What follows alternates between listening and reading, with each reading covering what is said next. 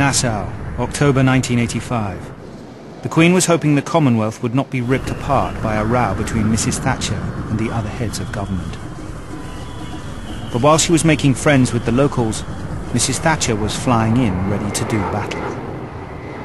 I don't recall going into the Nassau Commonwealth Conference any differently than I went into every other Commonwealth Conference, and that is, we knew what the game was.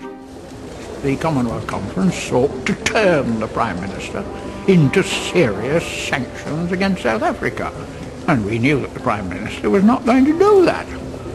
The Queen's hope for a peaceful settlement was dashed as soon as Mrs. Thatcher gave her first interview. I've no doubt it's going to take a considerable part of the conference, but I hope we will settle it amicably.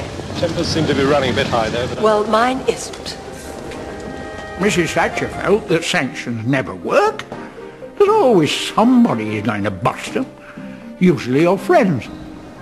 But what Mrs. Thatcher also knew was that Britain would be hit harder than the other 48 Commonwealth countries. At stake was an annual trade worth £2 billion, something she was not going to give away without a fight.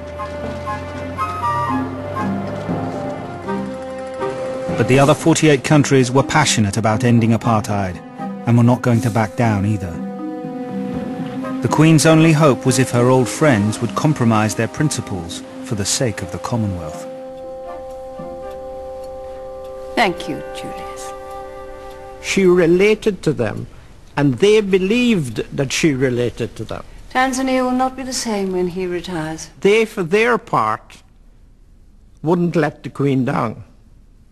I understand that Bob Hawke has extended the olive branch to Mrs. Thatcher, who appears ready to compromise. Miracles never cease to amaze one. The Commonwealth did not let the Queen down. They found a way of appeasing Mrs. Thatcher. A delegation known as the Eminent Persons Group would go to South Africa to persuade them to end apartheid. The Queen had a united Commonwealth, and Mrs. Thatcher had got her own way. you say you've kept the Commonwealth together by this agreement, but after 3 days of such fierce argument, haven't you in fact split the Commonwealth? No, it has not. It just has not. You cannot have talked to them since we got the agreement. Mrs. Thatcher was very pleased that something other than sanctions or threats was the outcome of the conference. The Queen was also happy. The Eminent Persons Group was on its way to end apartheid, and the lid was back on her difficult relationship with Mrs. Thatcher. But her joy was short-lived.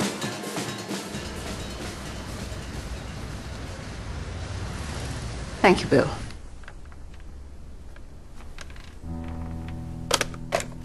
What is it now? South Africa have just bombed Zimbabwe and Botswana. But I thought the Commonwealth Eminent Persons Group were in talks with Botha. They've just walked out of the talks. By bombing the headquarters of the exiled ANC, the South African government had sent a brutal message to the Queen. No one was going to tell them to end apartheid. So what now? They have no option but to recommend that the Commonwealth imposes widespread sanctions on South Africa. But there was more bad news for the Queen. Mrs. Thatcher was going to ignore any Commonwealth demands for action against South Africa. Once again, the Queen's political view was completely opposed to that of Mrs. Thatcher. But this time, the stakes were much higher.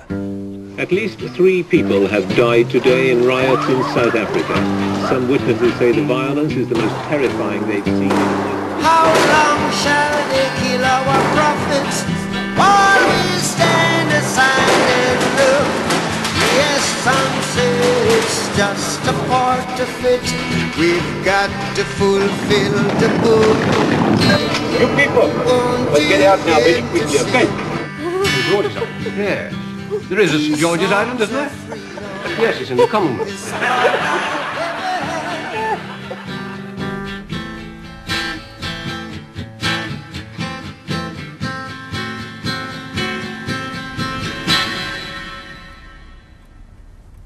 Mrs. Thatcher! Any comments about South Africa? Mrs. Thatcher! Mrs. Thatcher!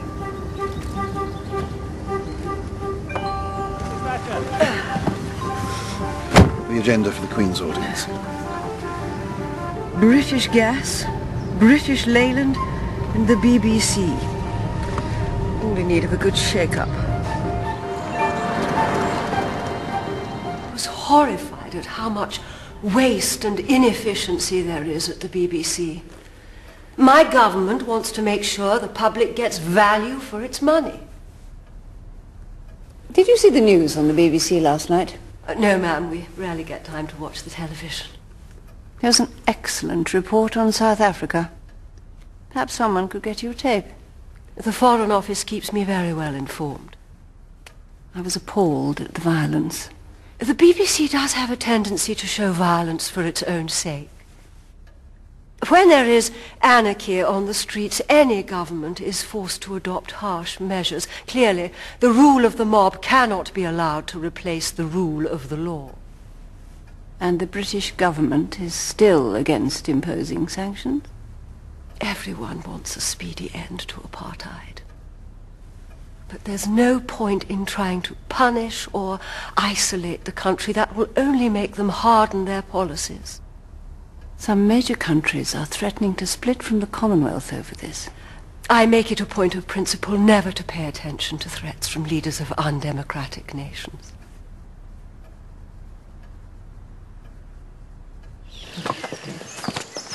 Why does she always say we instead of I? We are far too busy to watch television. Very good. Very good. You've nailed her. One of the Queen's closest confidants was her press secretary, Michael Shea. Your Majesty, Michael Shea. He would be a key player in the gathering storm. Good morning, ma'am. How are you today? I'm just trying to find a good book to read. I've got into the habit of watching the news late at night before bed. It's not very conducive to a good night's sleep. I imagine the South African issue must be a worry for you, ma'am. I wonder if the Prime Minister lies awake worrying. I'm sure she worries about winning a third term at the next election. Yes, quite. I don't suppose even Mrs. Thatcher can afford to let herself become too unpopular. No. Press secretaries cannot do their job unless they have constant contact with the Queen. And Shea, yes, he didn't see her every day, but he saw her very regularly. You wanted to see me about something? Yes, there's an article in the Today newspaper about the Princess of Wales being pregnant again. I thought I'd just check first before issuing a denial. Absolute nonsense. Where do they get their stories?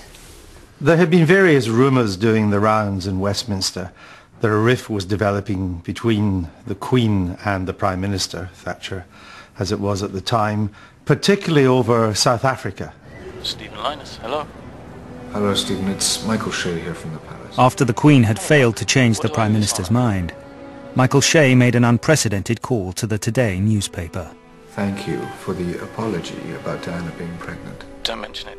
Sorry we fouled up in the first place. I have tomorrow's front page for you. Why don't you come over to the palace this afternoon? Great. Shall we say 3 o'clock? See you at 3. Very good. 4 days after publishing an apology about Diana, the Today's front page ran an exclusive about the Queen's conflict with Mrs. Thatcher. It was the first time the political views of a monarch had hit the front page of a newspaper. What do we do, Bernard?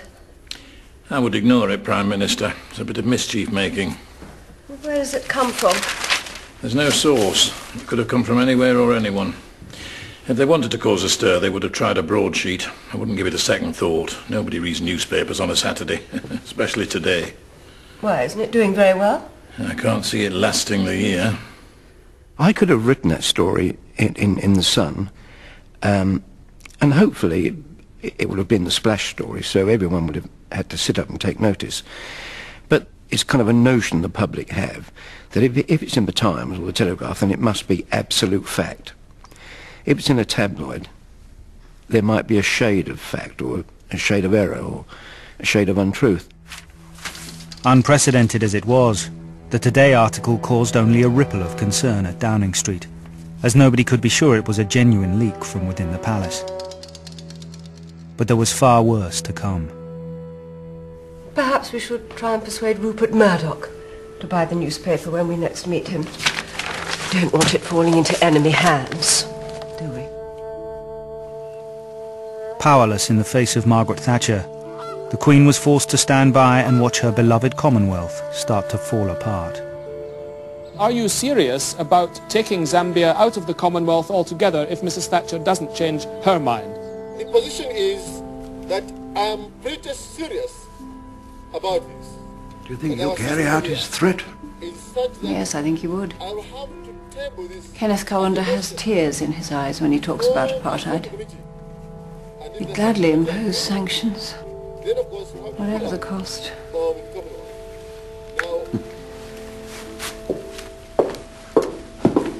It was a huge bomb, up to 100 pounds of explosives. No organisation has claimed responsibility, but a government spokesman said today the bombing corresponded with ANC policy.